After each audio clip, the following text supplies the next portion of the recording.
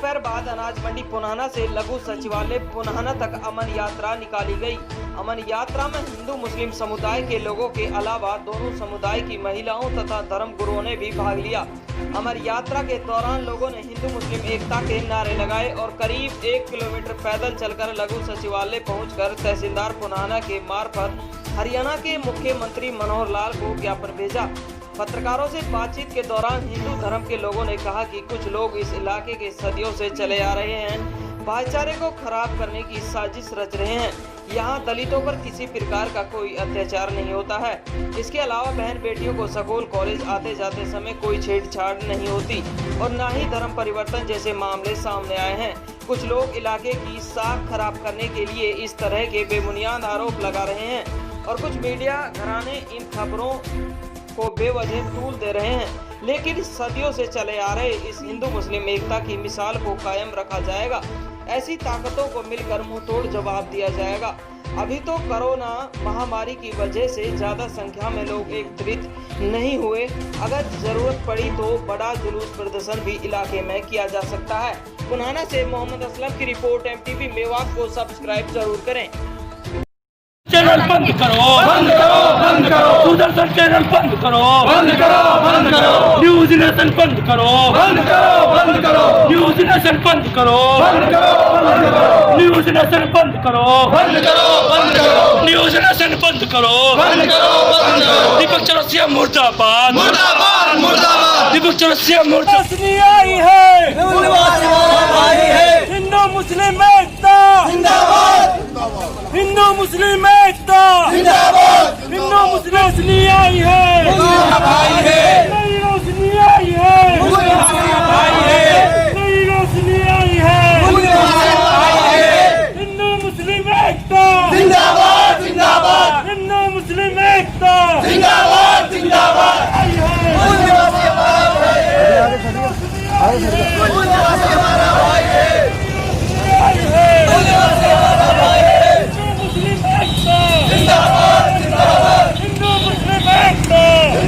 Sir, ये तो आप भी जानते हैं और हमारे इस जो प्रोटेस्ट में जो हमारे भाईचारे का आज ये अमन मार्च निकाला गया, आपने भी देखा इसमें 80% हमारे दलित भाई हैं, हिंदू भाई हैं, हमारी माताएं हैं। वो तो लॉकडाउन की वजह से थोड़ा हमने साथियों को कम लोगों को कहा, उसके बावजूद अक्सरियत हमारे हिंदू भाइयों की आई।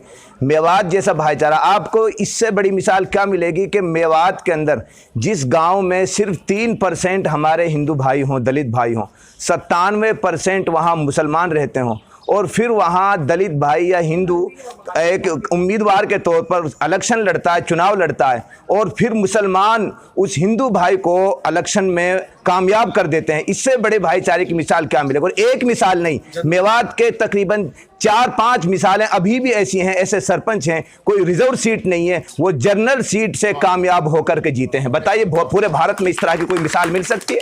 ऐसी मिसाल के ये लोग अफवाहें फैला करके भारत मेवात जैसे, इनको भाईचारा मेवात का हजम नहीं हो पा रहा मनुवादियों को, इसलिए इन्होंने एक बवंडर मचाया, एक ढोंग रचाया और न्यूज़ पे एक ज़मीनी हकीकत से हट करके ऐसा इन्होंने अफवाहें फैलाई। लेकिन इंशाल्लाह हमारा ये भाईचारा टूटेगा नहीं, इसकी जड़ें इतनी कमज़ोर नहीं है। मेवात के हिंदू मुस्लिम भाईचारे की जड़ें बहुत मजबूत हैं। ये गोदी मीडिया, ये सुदर्शन चैनल इस हमारे भाईचारे की जड़ों को कभी खोखला नहीं कर सकती। देखिए, मार्च 2018 में भारत का जो नीति आयोग है उसने एक रिपोर्ट पब्लिश किया कि भारत के 101 जिलों का रिपोर्ट लेने के बाद कि भारत का सबसे पिछड़ा जिला नुहू मेवात है। तो इस मीडिया ने, जो ये न्यूज़ नेशन है और क्या नाम है सुदर्शन चैनल, इसने कभी भी ये नहीं दिखाया कि मेवात आखिर पिछड़ा क्यों। अब जब यह भाईचारा बड़े आराम के साथ हैं, हम लोग बहुत मोहब्बत के साथ रहते हैं, इतनी बड़ी षड्यंत्र का हिस्सा ये लोग जो पेश कर रहे हैं कि मेवात में हिंदुओं को टिकने नहीं देते। आज इस प्रोटेस्ट में लगभग 80% जो गैर मुस्लिम हिंदू लोग हैं वो आए हैं, माताएं बहनें आई हैं। तो हमारा जो भाईचारा भारत के किसी भी कोने में ऐसा है नहीं। यहाँ तो ऐसा मामला है कि अगर समय सिंह की बेटी की शादी है तो मुफ्ती सलीम अहमद उसको विदा करने की बात करता है, और मुफ्ती सलीम अहमद की बेटी की शादी है तो समय सिंह और ये जो सरपंच साहब हैं, महाराज जी, वो उनकी बेटी की शादी का जो विदाई का वो रखते हैं। ऐसा मामला हमारे मेवात का है। सर मेरा नाम इंद्रजीत सिंह है और मैं मेवात का स्थायी निवासी हूँ।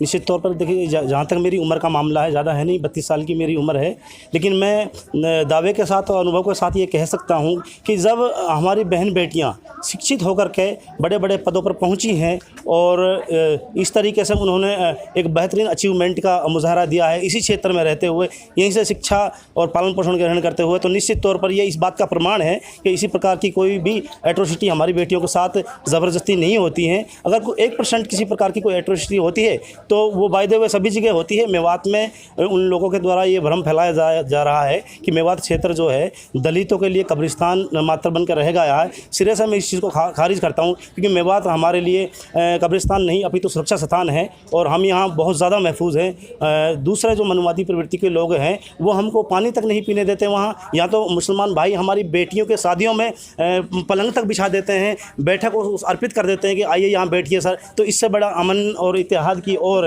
मतलब प्रमाण आपको मैं क्या दूँ, क्योंकि ख़ास तौर पर आप लोगों ने भी देखा होगा कि यहाँ पर जो माइनॉरिटी के लोग हैं वो ख़ास तौर पर 10-15% हो सकते हैं और 90% लोग जो है मुस्लिम माइनॉरिटी जो मेजोरिटी में है। मेजोरिटी वाले लोगों के माध्यम से इन माइनॉरिटी वाले लोगों को इतना सहयोग दिया जाता है कि निश्चित तौर पर मैं शब्दों में बयान नहीं कर सकता। और दूसरी बात ये है कि जो इन मनवादी विचारधारा के माध्यम से, इन चैनलों के माध्यम से जो ये भ्रम फैलाया जा रहा है कि दलितों का बहुत ज़्यादा मात्रा में शोषण हो रहा है, ये बिल्कुल गलत है सर। इस मेवात दुनिया भर में जाना जाता है, इसके भाईचारे को ख़राब करने की नापाक मंसूबे वो दिखा रहे हैं। हम बिल्कुल भी इस तरह से खारिज करते हैं और हम किसी भी हालत में इस भाईचारे को ख़राब नहीं होने देंगे। इसके लिए हम लोग लगातार संघर्ष करते रहेंगे और पहले भी करते रहे हैं।